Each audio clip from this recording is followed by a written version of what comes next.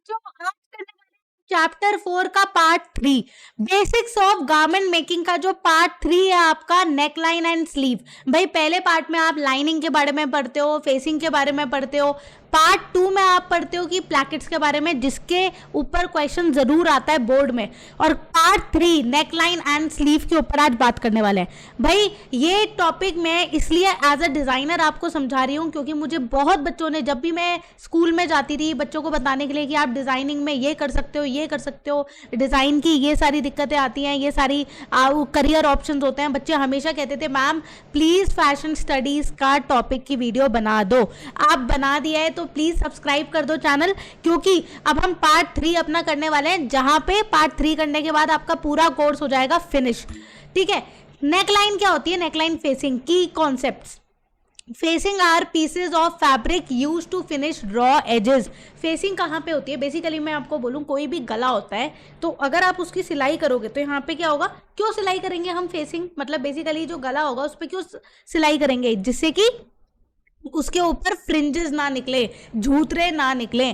तो facing are pieces of fabric use to finish raw edges of a garment. कहाँ कहाँ पे facing लगाई जाएगी? जहाँ जहाँ पे कपड़ा कटेगा, जैसे आर्म होल, आर्म होल होता है ये आपका जहाँ पे स्लीव अटैच होती है, फ्रंट एंड बैक ओपनिंग हो गया, नेक लाइन जो आपका गला हो गया, तो यहाँ पे आपको फेसिंग लगानी पड़ती है रॉ एजेस जो उसके झूतरे होते हैं उसे दबाने के लिए।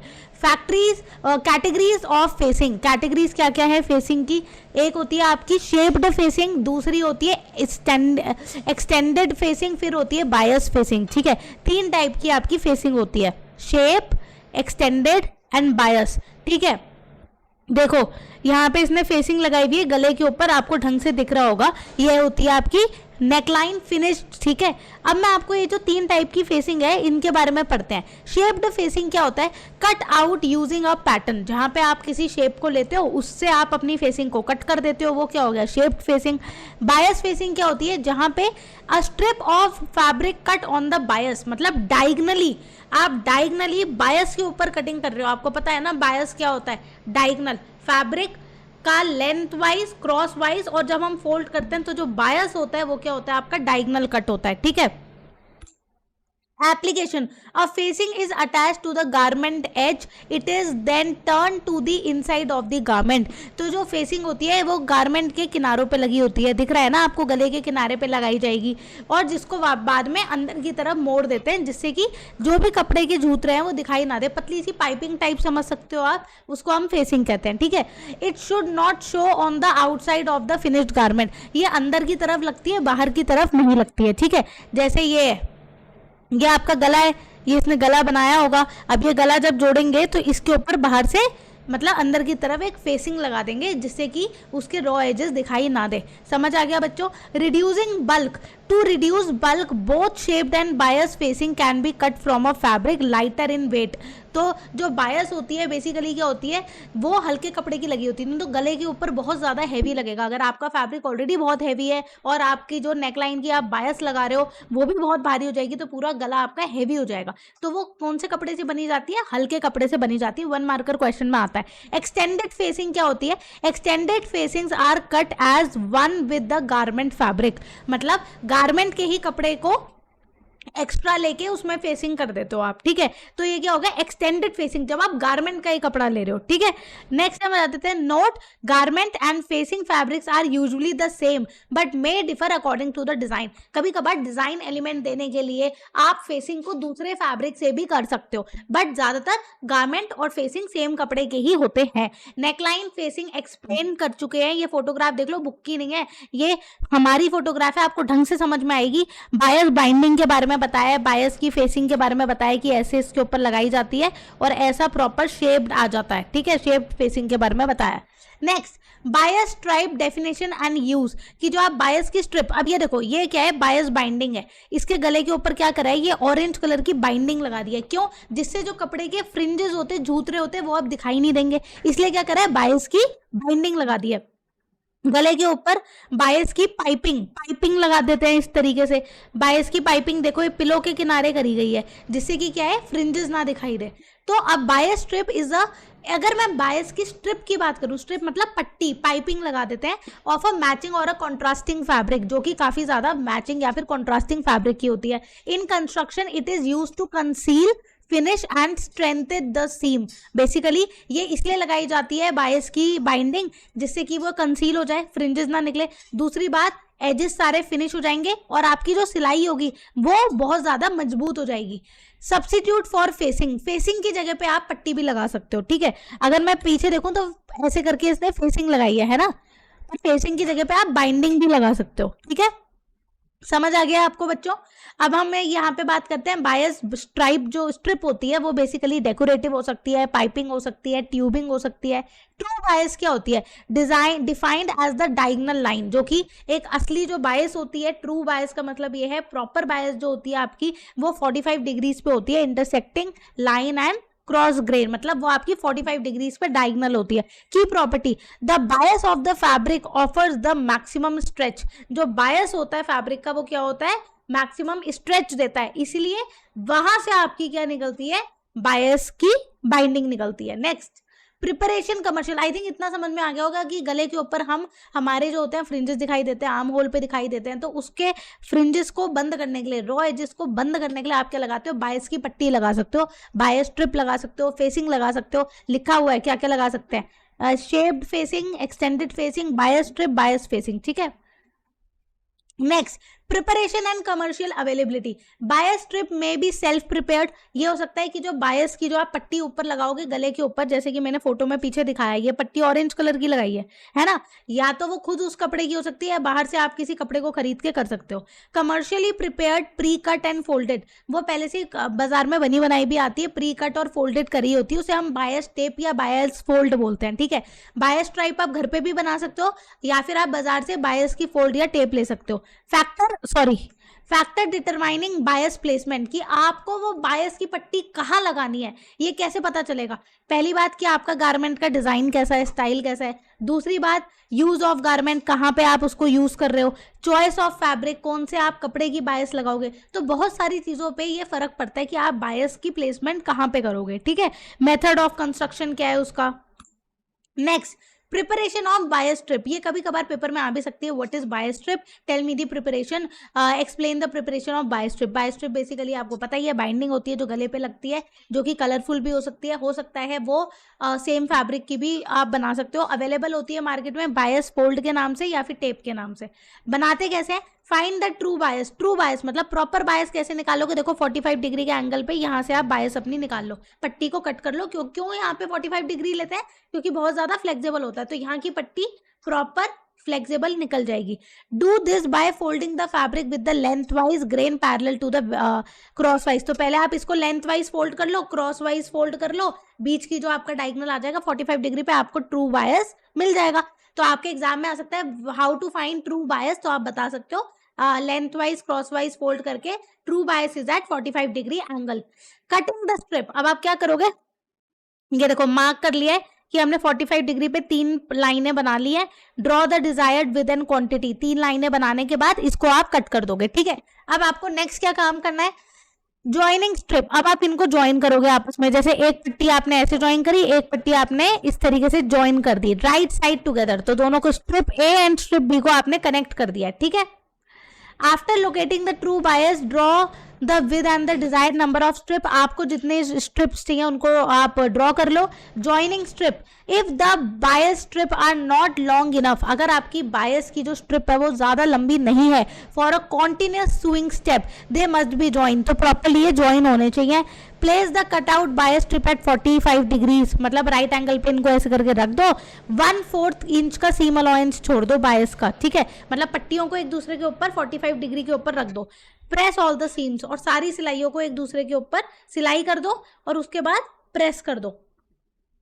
Once the strip is ready it can be applied on the neckline, और ये तैयार होगी। अब आप इसको नेकलाइन पे देखो ऐसे फोल्ड कर दिया है, अभी आप इसको किसी भी नेकलाइन पे लगा सकते हो। स्टिच कर दिया, प्रेस कर दिया, मतलब एक पट्टी थी, ऊपर से भी 1/4 को मार्क करा, नीचे से भी सीम अलाउंस को स्टिच करके फोल्ड कर दिया है, simple. Neckline with bias binding, देखो आपके कोर्स में तीन तरह की नेकलाइन है। पहला जिसमें बायस की बाइंडिंग हो, मतलब पट्टी लगी हो, ठीक है। दूसरा आता है विथ शेप्ड फेसिंग, जहां पे शेप्ड का फेसिंग करा हुआ हो, मतलब आपको पता है फेसिंग क्या होती है, इंटरलाइनिंग, ठीक है। स्लीव क्या होती है, स्लीव फिर आप पढ़ोगे, स्लीव तो बात की बात है, पर आपके अभी कोर्स में विथ शेप्ड फेसिंग है बच्चों, विद बायस फेसिंग है बच्चों, और एक है बायस बाइंडिंग। तो ये तीन आपके कोर्स में है नेकलाइन। बायस की बाइंडिंग मतलब पट्टी को लगाना, बायस फेसिंग मतलब आप फेसिंग लगा रहे हो, बायस की मतलब बायस मतलब गोल गले पे आप जैसे भी आपको डायरेक्शन में चाहिए वैसे आप उसको लगा रहे हो। और थर्ड, आपको अगर किसी एक प्रॉपर किसी डिजाइनर शेप में चाहिए तो आप शेप्ड फेसिंग कैसे करोगे। तो ये तीन आपके कोर्स में है। पहला neckline finished with bias binding. Neckline finished with bias binding, अगर बायस बाइंडिंग पे आपकी नेकलाइन फिनिश होगी तो क्या होगा, एक राइट साइड फैब्रिक का मतलब होता है मतलब प्रिंटेड फैब्रिक जो है उसको उल्टा करके एक पहले पट्टी बना लो, पट्टी बना ली, स्टेप नंबर 1। स्टेप नंबर 2 ये मैं नहीं पढ़ा रही हूँ, फोटो के थ्रू समझा रही हूँ, आप अपने आप पढ़ोगे समझ आ जाएगा, वही इंग्लिश में लिखा हुआ है। आप पहले क्या करोगे, place the garment on swing table on the wrong side, उल्टी तरफ से आपने रख दिया, ठीक है, पट्टी आ गई यहाँ पे। अब इस पट्टी को यहाँ पे स्टेप नंबर 2 देखो, थोड़ी सी जगह छोड़ के ये सिलाई करना चालू कर रहे हैं स्विंग मशीन से, ऐसे आप भी करोगे चालू। उसके बाद स्टेप नंबर 3 क्या है, आपने यहाँ पे सिलाई कर ली, फिर आपको इसको हल्का सा फोल्ड करना पड़ेगा 1/4 सीम अलाउंस। मतलब कि अगर मैं समझाऊं, ये आपका रॉन्ग साइड का फैब्रिक है, ये आपका रॉन्ग साइड का फैब्रिक है। अब आपने पहले इसको फोल्ड कर दिया ऐसे करके, जब आपने इसको फोल्ड कर दिया तब आप यहाँ से सिलोगे और फिर आप इसको यहाँ से फिर दोबारा 1/4 फोल्ड कर दोगे इस तरीके से। तो बेसिकली आपको समझ में आ रहा होगा, आप ऐसे करके फोल्ड कर दोगे। फोल्ड करने के बाद इसको ऐसे करके आप राइट साइड उल्टा घुमाओगे, उल्टा घुमाने के बाद प्रेस कर दो और ये आपकी क्या बन गई, पट्टी बन जाएगी। देखो ऐसे करके आप फोल्ड कर दोगे ना, प्रेस घुमाया आपने, प्रेस कर दो और यहाँ पे सिलाई मार दो। अगर आपने सिलाई मार दी, मान लो ये मेरे गला होता और इसमें से फ्रिंजेस निकल रहे होते, पर अब हमने इसी की क्या कर दी, ऐसे करके बाइंडिंग बना दी है, प्रॉपर बाइंडिंग बना दी है, और अब आप इस पे सिलाई मार दो। तो slip stitch along the edges on the bias, तो अब आप यहाँ पे क्या कर रहे हो, स्लिप स्टिच कर रहे हो, ठीक है। नेक है, नेक्स्ट है आपका neck line with bias facing. Bias facing के साथ कैसे करेंगे, neck line finished with bias facing. अगर इस तरीके की आपके ऊपर पट्टा ये जो होता है आपका फेसिंग का, ये आपका क्या पर्पस है, पहले ये पढ़ते हैं। A strip cut on the bias attach to the neckline, जो आपका गले का कपड़ा है यहाँ पे इसके ऊपर एक पट्टी लगाई जाती है, strip. Then turn completely to the inside of the garment. पहले क्या करते हो, आप एक गारमेंट लेते हो, उसको उल्टा करते हो, उसके ऊपर एक गले के ऊपर पट्टी लगाते हो, ठीक है। तो तभी वो कह रहा है पूरा गारमेंट आप अंदर की तरफ मतलब उल्टा कर लेते हो। Should not be more than ½ inches. कितनी मोटी पट्टी होती है, आधे इंच से ज्यादा की नहीं होती है। स्टेप्स ऑफ कंस्ट्रक्शन क्या है, face right side of the bias strip to the right side of the garment. पहले आप राइट साइड को राइट साइड के तरफ देखोगे, मतलब अगर ये आपका कपड़ा है, लेट्स से कि अगर मैं ये कहूं कि ये आपका कपड़ा है, ये आपका कपड़ा है और ये बायस है, तो दोनों की जो सीधा हिस्सा होगा वो एक दूसरे को पहले देखेगा, तभी तो आप उसको पेस्ट कर पाओगे, तभी आप उसको उल्टा कर पाओगे। फोल्ड बैक, आपने यहाँ पे क्या करना है, इसको fold back the starting and ½ inch and stitch the stripe. Basically आप ½ इंच यहाँ पे फोल्ड कर दोगे, देख रहे हो, बीच में से आपने फोल्ड कर दिया। अब इसको किनारे पे से आप सिलाई लगा दोगे, ठीक है। मैं सारे स्टेप समझा देती हूँ। सिलाई लगा दी, slip the curve seam allowance, open the facing away from the garment and press all the seam allowance toward the facing. मतलब कि आप इस फेसिंग को पूरा ओपन कर दोगे इस तरीके से। सिलाई आपने अंदर लगा दी, मतलब मैं दोबारा समझाती हूँ, ये आपका कपड़ा है, ठीक है, ये कपड़े का गला है। इस गले के ऊपर अगर मैं इस पट्टे को ये इसका सीधे के ऊपर सीधा हिस्सा चिपका दिया ऐसे करके, अब यहाँ पे सिलाई मार दूं, यहाँ पे सिलाई मार दूंगी तो ये तो आपस में खुल सकता है ना। मैंने तो किनारे पे सिलाई मारी है, तो ये इस तरीके से हो जाएगा, मेरा ऐसे हो जाएगा। तो यही आपका स्टेप 4। अब आप यहाँ से सिलाई मार दो तो एक गले की जो झूतरे होंगे वो बंद हो गए ना, पीछे बंद हो गए, ये तो आगे से ऐसा हो गया। तो ये क्या हो गया आपका बायस का फेसिंग। ये क्या है, बायस फेसिंग, कि आपने जो अंदर फैब्रिक लगाया वो पूरा का पूरा क्या हो गया, फोल्ड हो गया। फिर turn on the other side of the facing wrong side. अब आपने इसके ऊपर इसके फ्रिंजेस तो पीछे थे, अब इसको ऐसे करके फोल्ड कर दो, ये बंद हो गया आपका गला। तो ये क्या हो गया आपका बायस फेसिंग, ठीक है। नेक्स्ट आ जाते हैं neckline finished with shaped facing. Shaped facing में आपको कैसे नेकलाइन को फिनिश करना होता है, a neckline finished with facing that is the same shape of the neckline instead of bias strip. अब हम यहाँ पे बायस स्ट्रिप या बायस की फेसिंग नहीं कर रहे, शेप्ड फेसिंग कर रहे हैं। मतलब आपका जो कपड़ा होगा, फेसिंग होगी, उसको आप एक प्रॉपर शेप दोगे नेकलाइन की। इंटर देखते हैं। पहले देखो प्रिपरेशन ऑफ फेसिंग, पहले आप ये फेसिंग, आपको जो भी आपको फेसिंग चाहिए, वी नेक चाहिए तो आप वी नेक बना लो, जो भी आपको चाहिए उसको पहले बना लो, ठीक है। उसको बनाने के बाद ये आपका स्टेप नंबर है कि पहले फेसिंग तैयार करना है। रॉन्ग साइड फ्रंट नेक फेसिंग, तो पहले फेसिंग का जो कपड़ा है, मतलब आपका जो फेसिंग का कपड़ा होगा उसको आप उल्टा करोगे, एक्चुअल फैब्रिक नहीं, फेसिंग मतलब जो आपको अस्तर लगाना है आप उसको पहले उल्टा करोगे। उल्टा करके आपने उसकी कटिंग वगैरह कर लो। सेकंड स्टेप में आप क्या करोगे, right side back neck, basically आप इसको इस तरीके से फोल्ड करोगे ऊपर से और जोड़ दोगे अपने फेसिंग को, ठीक है। अब नाउ रॉन्ग साइड फ्रंट नेक, अब आपकी क्या है यहाँ पे रॉन्ग साइड, मतलब आपके जो फैब्रिक उल्टा है उसके ऊपर आप अपनी फेसिंग को पूरा लगा दोगे। फेसिंग को लगाने के बाद स्टेप्स ऑफ कंस्ट्रक्शन क्या है, अब आप इसके ऊपर हाफ इंच छोड़ के चारों तरफ सिलाई कर दोगे, पीछे से भी और यहाँ से भी, आगे से भी सिलाई कर दोगे, पीछे से भी सिलाई कर दोगे और फिर अपने फैब्रिक को बिल्कुल सीधा कर दोगे कटिंग करके। तो स्लीव में हम क्या पढ़ेंगे बच्चों, पहले हम स्लीव के बारे में जानते हैं कि garments are design with a wide variety of sleeves, कि कोई भी गारमेंट होता है वो अलग अलग वेराइटी ऑफ स्लीव्स के साथ बना होता है, अलग अलग साइज की स्लीव्स होती है, अलग अलग वेराइटी की होती है। Sleeves add greatly to the look and construction of a garment, एक गारमेंट कैसा दिखाई देगा वो उसके लुक पे और उसकी कंस्ट्रक्शन पे बहुत ज़्यादा डिफर करता है। Finishing options, garment may have arm hole that are merely finished producing a sleeveless look, ठीक है। तो गारमेंट में ऐसे आर्म होल्स होते हैं जहाँ पे आप स्लीव्स लगाते ही नहीं हो तो स्लीवलेस हो जाते हैं। टाइप्स ऑफ स्लीव्स आपके कोर्स में 3 है, एक है आपकी सेट इन, दूसरी है आपकी रागलन स्लीव जो कि बाहर से अटैच होती है, मतलब एक कपड़ा अलग है उसको आप जोड़ोगे अपने आर्म होल के साथ, तो वो क्या हो गया आपकी रागलन स्लीव। तीसरी होती है kimono, kimono cut as extension of the main body, जो आपकी बॉडी है उसी से ही एक्स्ट्रा निकल रहा है फैब्रिक और आपने कट कर दिया, तो वो क्या हो गया आपका किमोनो स्लीव। तो आपके कोर्स में क्या है 3, एक है सेट इन, दूसरा क्या है आपका रागलन जो कि अलग से फैब्रिक होगा आप जोड़ोगे, तीसरा है आपका किमोनो जो कि आपका क्या है मेन जो आपका बॉडी है उसी के साथ वो एक्सटेंडेड होता है और कट होता है। Arm cycle and arm Sai and shoulder fit, ठीक है।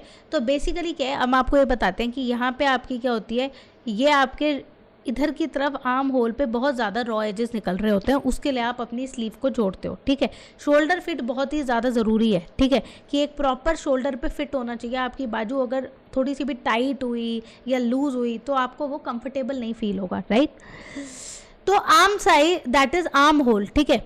On most sleeveless garments are cut to comfortably encircle the arm, ठीक है। तो बेसिकली इसलिए आर्म होल्स प्रॉपरली कट करे जाते हैं जिससे कि आपकी स्लीव्स, अगर वो स्लीवलेस गारमेंट है, ठीक है, तो on most sleeveless garment are cut very very comfortably, जिससे कि जो उसके अपर एजेस हैं resting on the body shoulder, तो बेसिकली शोल्डर पॉइंट के ऊपर क्या होते हैं आपके बहुत ही ज़्यादा उसको कंफर्टेबल आपको फील हो, इसलिए उसके बहुत ही अच्छी तरीके से और प्रॉपरली कंफर्टेबली कट किया जाता है।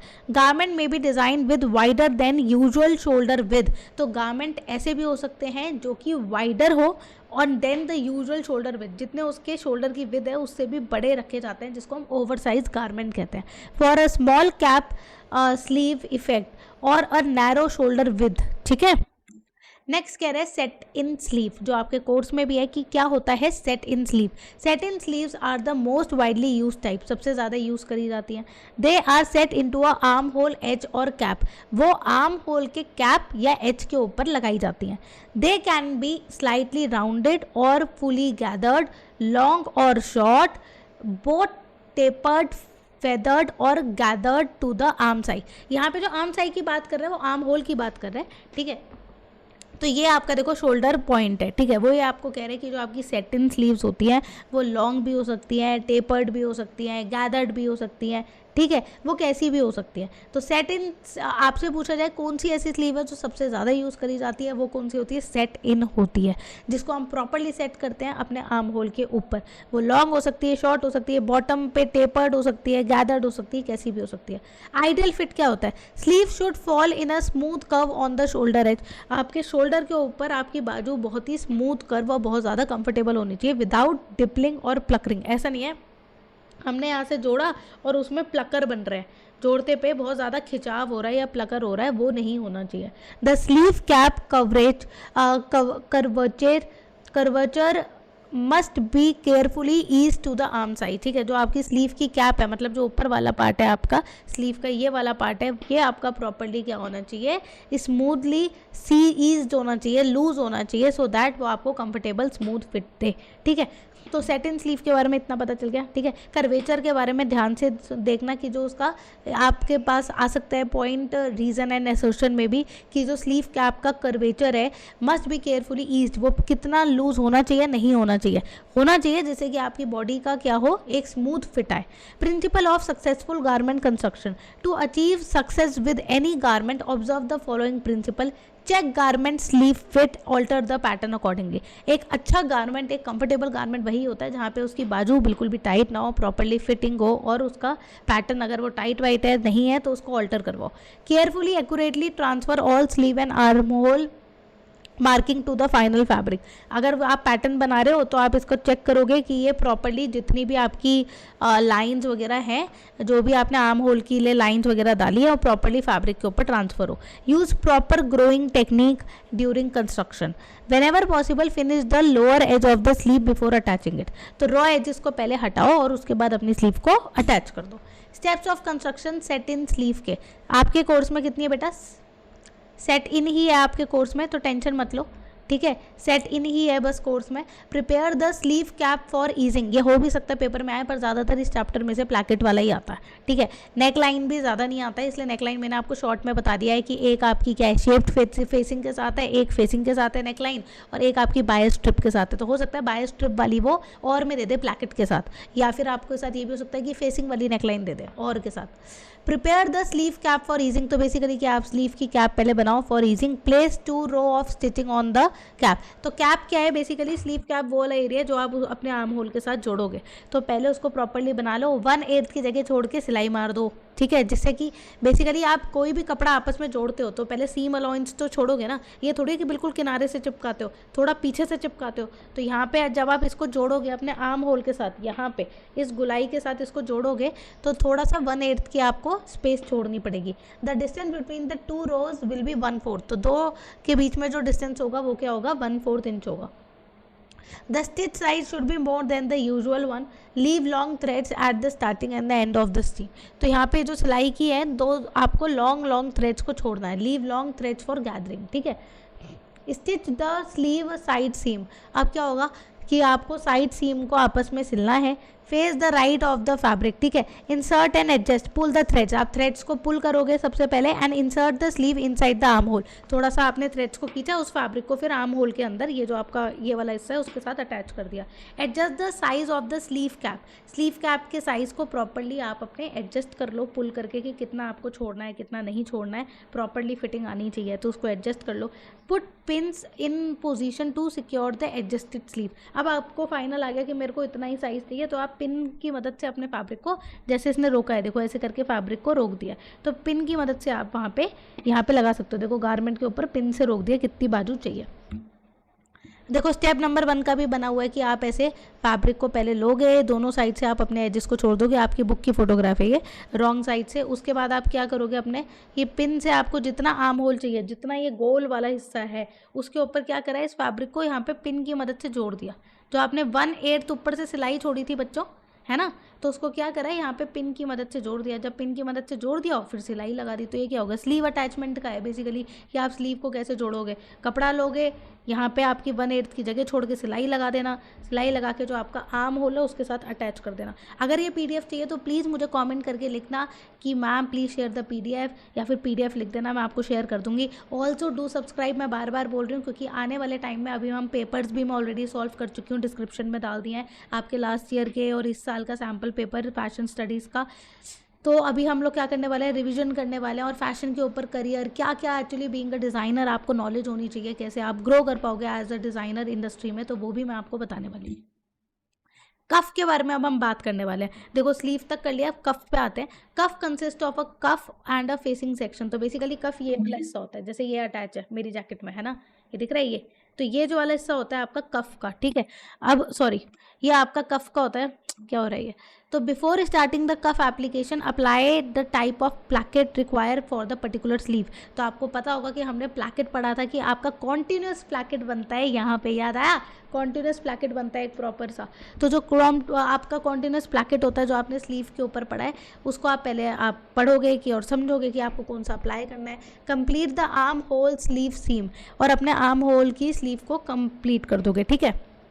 Note the placement of the cuff end, आपको कहाँ पे चाहिए उसको आप नोट कर लोगे। Pattern pieces for 1 piece straight cuff, अगर आपको एक पीस में से ही प्रॉपर स्ट्रेट कफ चाहिए तो आप उसमें से कैसे बनाओगे, ठीक है। तो आपने देखो इसने दिखाया है स्लीव विद प्लैकेट, ये प्लैकेट लगा हुआ है, ठीक है। तो आपको ऐसा कफ चाहिए तो आप क्या करोगे, 1 piece of upper and under cuff, आपको upper cuff and under cuff चाहिए। Micro dot interlacing interfacing for the cuff, अब आपको क्या चाहिए होगा, पतली सी फेसिंग लगानी पड़ेगी कफ के लिए, आपको पता है हमने प्लैकेट के टाइम पे पढ़ा है। The sleeve on which the cuff will be applied along with the sleeve placket. तो अब देखो यहाँ पे क्या है, स्टेप्स ऑफ कंस्ट्रक्शन पूरे दिए हुए हैं। ये आपकी बुक है, ये आपकी बुक का भी उसने दे रखा है, ये आपकी बुक का ये फोटोग्राफ है। पहला ये कह रहा है fuse the wrong side of the upper cuff to the interfacing, ठीक है। तो जो आपकी इंटरफेसिंग है, ये देखो ये आपकी इंटरफेसिंग है और ये आपका कफ है। तो पहले आपका ये कफ क्या होता है, हार्ड होता है, तो स्टिफ रखने के लिए इसमें आप इंटरफेसिंग लगाओगे, सिंपल है। Second, turn the seam allowance of the upper cuff to the wrong side of the cuff. तो ये जो आपकी अपर कफ है इसका आपको सीम अलाउंस छोड़ के फोल्ड करना है। नेक्स्ट, सॉरी पीपीटी खत्म हो गई इसलिए आगे बढ़ गया था। शेप कफ क्या होती है, fold along the fold line with the right side. तो अब क्या करा है इसने, फेसिंग कर दी, अंदर आपकी जो फेसिंग है आपने उसको फोल्ड कर दिया। फोल्ड करके क्या करोगे आप, स्टेप इसमें देखो स्टेप 3 में फोल्ड लाइन, या आपने इसको यहाँ पे फोल्ड कर दिया, ठीक है। फोल्ड करने के बाद ये जो राइट साइड ऑफ द कफ है आपका, राइट साइड अपर कफ, ये जो ऊपर वाला कफ का एरिया आएगा यहाँ वाला, इसको आपको रेडी करके इसके ऊपर सिलाई लगा के अपनी बाजू के साथ जोड़ना पड़ेगा, ठीक है। तो बेसिकली ये यही कह रहा है, turn inside out and pull the corners. आप अपने कफ को उल्टा करो, आपने पीछे पहले फेसिंग लगा ली, सिलाई लगा ली ऊपर नीचे, जिससे कि वो फेसिंग ढंग से उसके साथ लग जाए। उसके बाद आप अपने उसको उल्टा करोगे, अटैच टू द स्लीव, और स्लीव के साथ फिर जोड़ दोगे, और बाद में स्लीव के साथ जोड़ने के बाद उसकी जो सिलाई है उसको बंद कर दोगे and close the seam. Top stitch, optional top stitch at a distance of 1/4 inch all around the cuff. अगर आप चाहो तो ये जो दिख रहा है ऊपर की तरफ सिलाई लगाई हुई है, ये क्या होती है, टॉप स्टिच। आप चाहो तो 1/4 इंच की लगा सकते हो। कुछ समझ में नहीं आया तो दोबारा एक बार शॉर्ट में बता देती हूँ। कफ को लगाना बहुत आसान है। ये आपका कफ है, इस कफ में आप पहले पीछे फेसिंग लगाओगे, फेसिंग लगा के इसको बंद कर दोगे, फोल्ड कर दोगे, माइक्रो डॉट फेसिंग लगा के। अब इस कफ को उसके साथ जोड़ दोगे, जोड़ने के बाद क्या करोगे आप, इसके ऊपर चाहो तो टॉप स्टिच लगा दोगे। अगर आप कभी भूल भी जाओ ना स्टेप, तो ये जो ब्लैक में मैंने लिखा है ना शॉर्ट में कि आपने शेप कफ बनाई फिर उसको स्टिच कर लिया, इतना भी लिख दोगे तो भी टीचर नंबर दे देगी, बिल्कुल एग्जैक्टली अगर नहीं भी लिखते हो, इतना कोई नहीं पढ़ता बोर्ड में। बट प्रॉपरली अगर पॉइंट में अच्छी तरीके से लिखा हो स्टेप्स ऑफ कंस्ट्रक्शन, और डायग्राम जरूर आता है, वो बनाया हो, तो आपके फुल मार्क्स कहीं नहीं गए। तो बच्चों हमने यहीं पे अपना क्लास 12 का फैशन स्टडीज़ का सिलेबस खत्म कर दिया है पूरा का पूरा। और अगर अभी भी सब्सक्राइब नहीं किया है तो जल्दी से जाके पहले करके आओ, क्योंकि अभी हम प्रैक्टिकल और भी चीज़ों को समझने वाले हैं। कोई भी डाउट आता है किसी भी चीज़ को लेके तो प्लीज़ मुझे कॉमेंट करके बताना, ठीक है। सेकेंडली, अगर आपको PDF चाहिए तो उसके लिए आप PDF भी लिख सकते हो, कॉमेंट कर देना, मैं आपको दे दूँगी। इन केस अगर आपको बेटा कोई भी डाउट आता है किसी भी चीज़ को लेके तो आप ज़रूर मुझसे पूछो, कमेंट करो, मैं आपका सबका रिप्लाई करती हूँ। एक चीज़ और बता रही हूँ मैं आपको, लास्ट ईयर के सैम्पल पेपर ही आपकी गाइड है असली। जितना भी मैं पढ़ा लूँ, सब कुछ कर लूँ, अगर आप लास्ट ईयर के सैम्पल पेपर सॉल्व करके नहीं जाओगे तो आपके बोर्ड में अच्छे नंबर नहीं आएंगे। तो प्लीज़ लास्ट ईयर के सैम्पल पेपर ज़रूर ज़रूर ज़रूर सॉल्व करने हैं। चलो बाय बाय।